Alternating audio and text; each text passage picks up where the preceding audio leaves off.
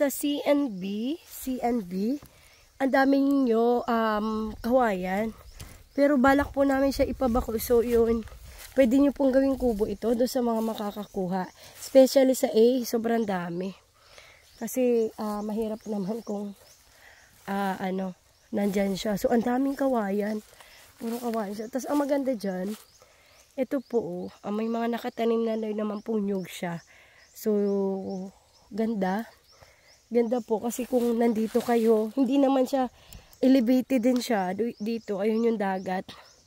Yun yung dagat. Yan. Tapos ito yung view. Ito yung area ng farmland kung saan pwede kayong magtanim ng mga gulay. Ang galing, no? Sa halagang 2.5. May dagat ka na, meron ka pang farmland na pwede mong pagtaniman ng mga gulay-gulay. May coconut na din. Yan, ang ganda ng ganda ng area.